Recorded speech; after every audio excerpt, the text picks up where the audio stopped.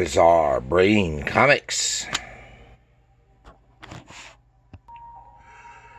Hello, my comic book friends, and welcome to Bizarre Brain Comics. I am Gary, your host. And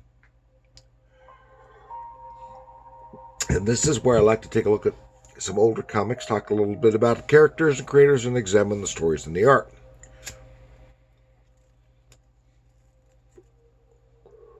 This time, I want to look at this one.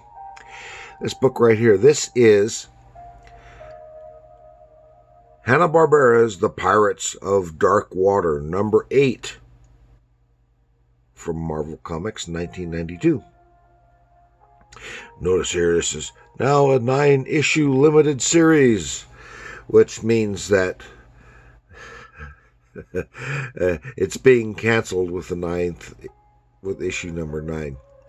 And they're probably only waiting that long so that they can finish this three-part storyline.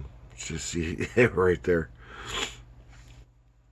Okay, I know virtually nothing about the Pirates of Dark Water. I never saw the show it was based on, and I never read any of these comics before, except for this one. And I picked this one up because I liked the artwork in it. And see, this is Hanna-Barbera's The Pirates of Dark Water, written by Dwight John Zimmerman, with pencils by Rob Davis, and inks by Andy Muschinsky, from 1992. And Pirates of Dark Water is an American fantasy animated TV series created by David Kushner for Hanna-Barbera. I remember David Kushner's name on a lot of things over the years. Didn't he create the show Rock Concert back in the 70s for late nights? Now I'm suddenly getting stuffed up again, and I don't know why. And this show had a run on Fox Kids in 1991 as a 5-part miniseries before the first full season, which included the miniseries, ran on ABC in 91. The second season was syndicated in 92 and 93, and the series ran for a total of 21 episodes. And it takes place on the world of Myr, which is being devoured by the evil substance of dark water. And the Prince Wren and his companions must find the 13 lost treasures of rule to defeat it. And the artist Rob Davis is he's a British comic artist and writer and editorial illustrator, and he has contributed to Judge Dredd and Doctor Who magazine, among others, as well as graphic novels. In the 70s, he contributed to the fanzine BEM, B-E-M for Bug-Eyed Monster, and a self-published comic called Slang, which I know nothing about.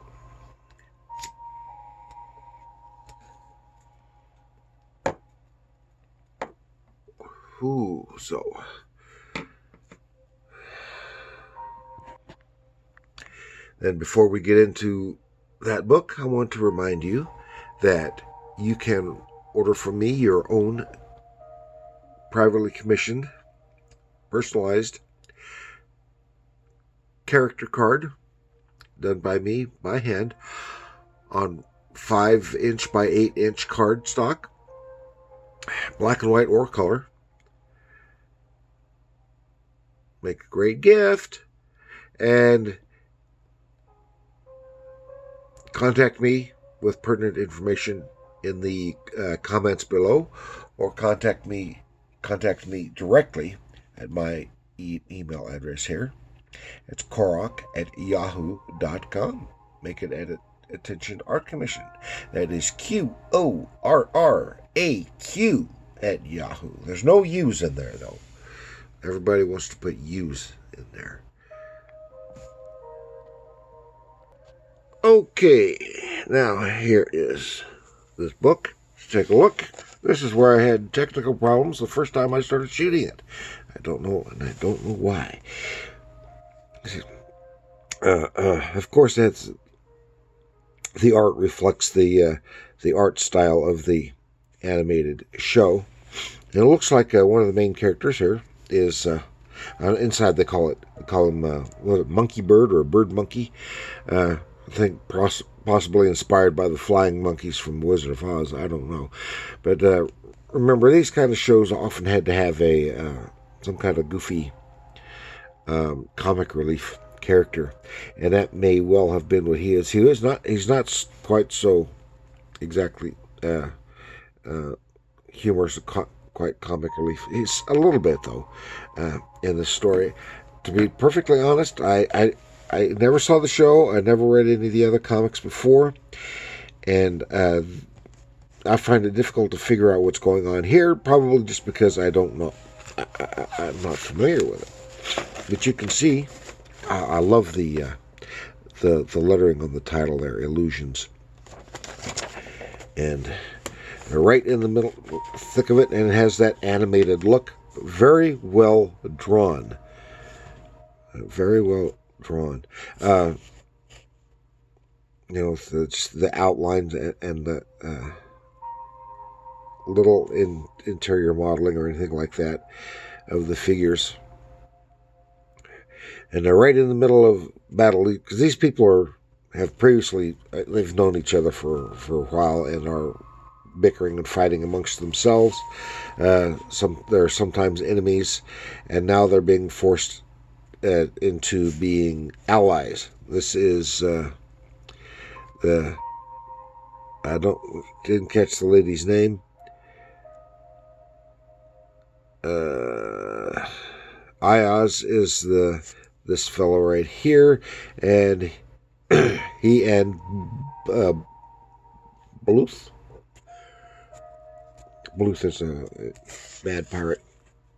They're fighting amongst themselves, but they've got to work together, got to cooperate.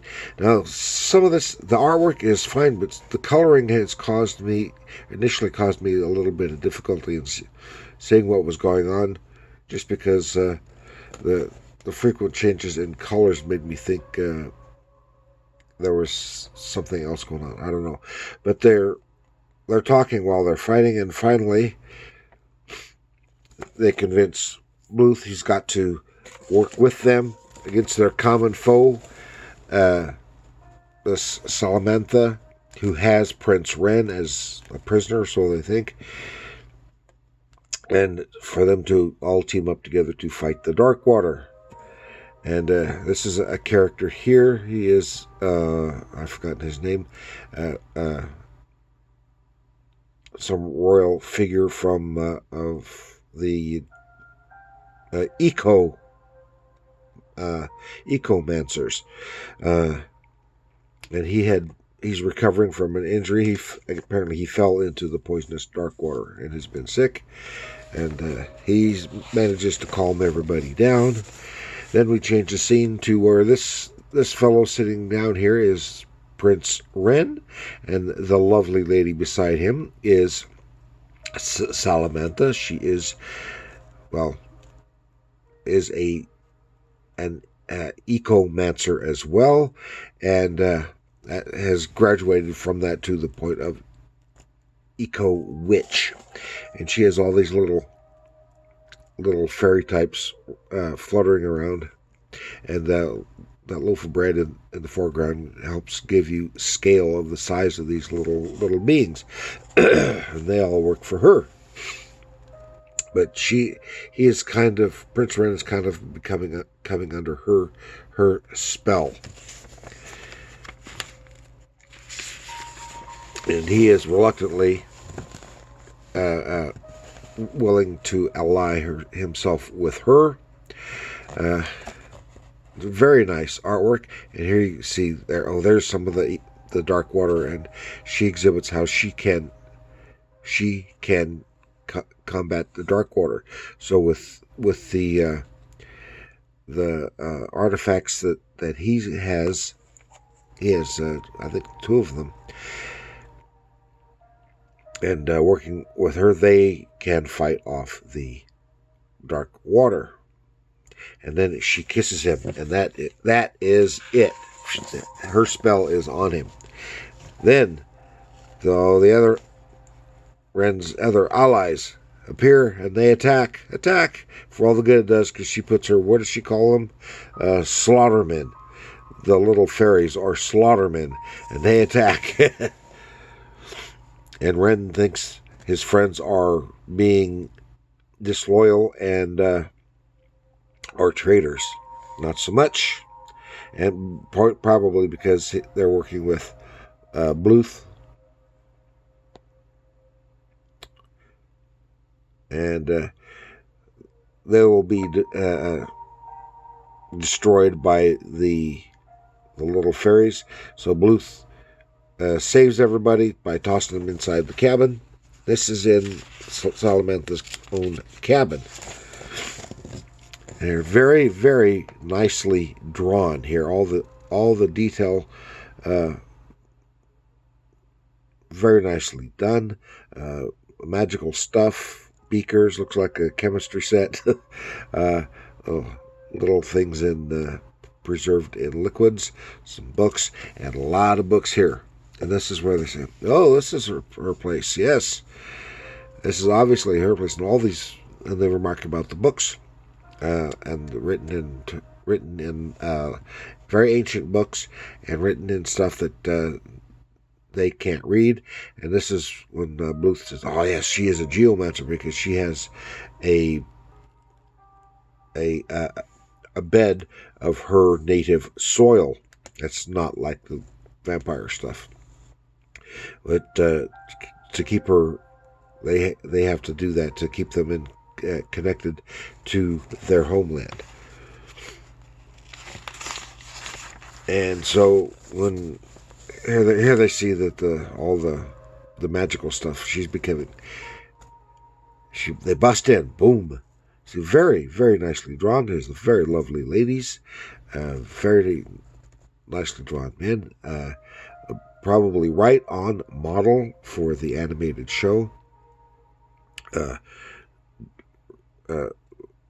Rendered very well. The visual storytelling is pretty good here. And so Bluth, he threatens to throw her bed in over the side if they don't let them all go. And she says, "Ha! I don't care. I know I'm beyond that. And let me help you." And her slaughtermen push it over the side. Well, there goes that leverage. But Bluth gets everybody thrown over the side to get away from her. They've had to they failed because they didn't get Ren. But Ren pleads for their life, and she doesn't like that he is countering her. But you are mine because of the power of my kiss, yada yada, yada yada. And here, here's when Salamantha is no longer an ecomancer. Says, what's his name? I forgot his name. She is an eco-witch. And then he reveals that she is also my daughter. Oh, crap. Yeah. And this is going to be difficult. And then we get... because he's talking about... They tell him about all the books and stuff that were in her quarters. And said, oh, yes, she's got all that stuff, so it gives her greater power, access to power. And this is where he gives some of her backstory, but he's getting tired because, remember, he was poisoned by the dark water. And the other lady here, she helps him to bed, and then she revealed that she had stolen something previously from the island that they think that this lady is going to go to, the Pale Warriors, which has a big library, and if Salamantha goes there, she can read them and get more knowledge, become more powerful, etc. And that is exactly what she is planning on doing. And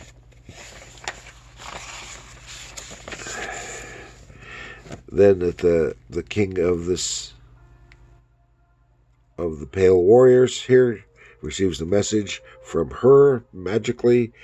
I'm coming for you, yada yada yada, because they have been enemies, and he sends all his forces, his fleet, out to meet her and try to defeat her. Well, and then she gives a command to one of his warriors to guard the library. If she manages to break in, pull that lever, and liquid flame will engulf the entire chamber and destroy the library. It is better that it all is destroyed than to fall into her hands. And here she's about to engage the fleet as she gets the 2 gems that the treasures of rule, and which amplifies her power, and then she manifests the Dark Waters, whoosh, and destroys the entire fleet. And Ren is not happy about that. And then the conclusion, the fateful power. I don't know where it's going with that. Well written. I couldn't get into the story. I am impressed with the artwork. I really like that. But I personally would not have been too drawn into this series. Had I been 10 years old, I might well have been. And that's all I've got this time for the Pirates of Dark Water. Thank you for joining me. Please like, share, subscribe, leave a comment. Do you remember this program or these comics? Did you like it? What did you like about it? What did you not like about it? I don't know. Let me know in the comments below. And remember, comics are art.